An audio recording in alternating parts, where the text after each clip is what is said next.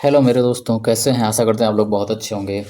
तो हम लोग थोड़ा जानने की कोशिश करेंगे इस टाइम पॉलिटिक्स में क्या डेवलपमेंट हो रहा है, और इससे रिलेटेड क्वेश्चंस आपके किसी भी एग्जाम्स में पूछे जा सकते हैं, किस एक्ट के थ्रू कैसे की क्या होता है। तो हम लोग जानने की कोशिश करेंगे कि अरविंद केजरीवाल जी हैं जो दिल्ली के सीएम, क्या उनकी गिरफ्तारी हो सकती है? क्योंकि ऐसी न्यूज़ आई है क्योंकि ऐसी न्यूज़ आई है ऐसी न्यूज़ की ईडी ने इनको 2 नवंबर को समन किया। जैसा आप देख सकते हो, ईडी इन्फोर्समेंट डायरेक्टरेट जिसको बोलते हैं, summons Delhi CM and AAP national convenor Arvind Kejriwal asking him to appear before them on 2 November in connection with the Delhi excise policy case. First of all अगर हम बात करें तो इनको अप्रैल में भी कंसल्ट किया गया था सीबीआई के द्वारा। अप्रैल में इनको सीबीआई ने समन किया था, जो कि ये वहाँ पे गए थे और उन्होंने पूरा अपना जवाब तलब किया था। लेकिन इस समय ईडी इनको क्या की है? समन की है। ईडी इनको क्या की है? समन की है। तो क्या ऐसा हो सकता है कि इनकी गिरफ्तारी हो जाए या नहीं होगा? हमारा संविधान ऐसा क्या कहता है?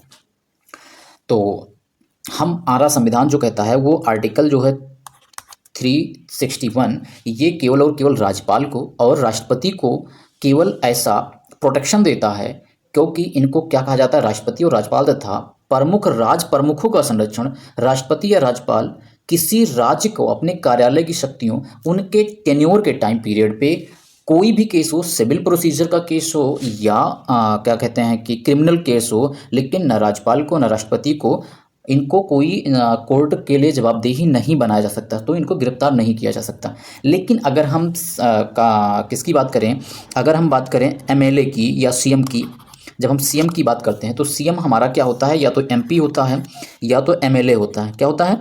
एमएलए होता है। या तो एमपी होगा या तो एमएलए होगा। तो एमपी एमएलए के लिए सुप्रीम कोर्ट की एक गाइडलाइन है। सुप्रीम कोर्ट की एक गाइडलाइन है कि क्या कहते हैं, 135 क्या 135 सेक्शन 135 में कहा गया है कि अगर कोई सेशन चल रहा है, जैसे लोकसभा चल रहा है तो ये सेंट्रल गवर्नमेंट की बात हो गई। अगर स्टेट की बात है, सीएम की बात है, एमएलए की बात है, तो यहाँ पे विधानसभा चल रहा होगा। तो विधानसभा के 40 दिन पहले और 40 दिन बाद तक इनकी गिरफ्तारी नहीं हो सकती, या सिविल केस हो, ओनली सिविल केस में। किसमें? सिविल केस में। लेकिन अगर यहीं पे अगर हम बात करें इसी में, अगर इनका केस आ जाता है, किस पे?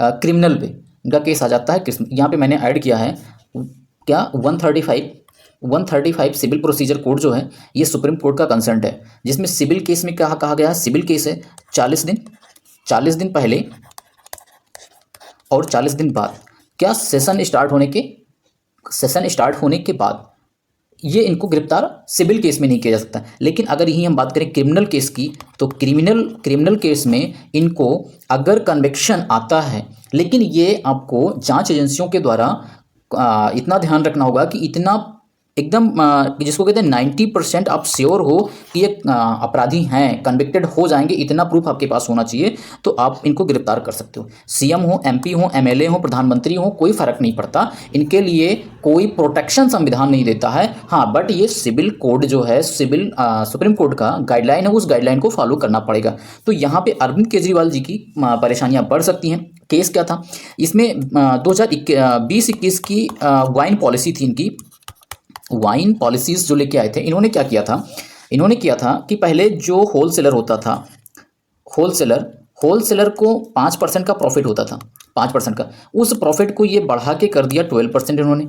और 12%, अब 12 हम बात करें, यहाँ पे मैं समझाता हूँ। 12% माइनस 5% मतलब 7% कितना आ गया? अब ये 7% का जो गैप आ रहा है, ये 7% का गैप मिला के कितना हो गया?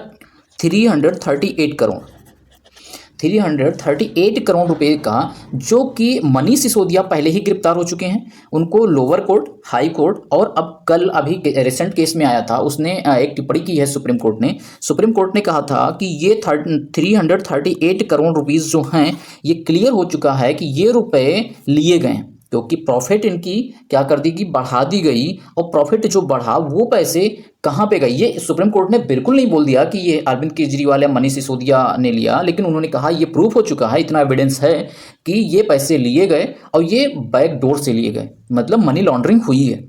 तो उसी केस में ईडी ने 2 नवंबर को केजरीवाल जी को समन किया है।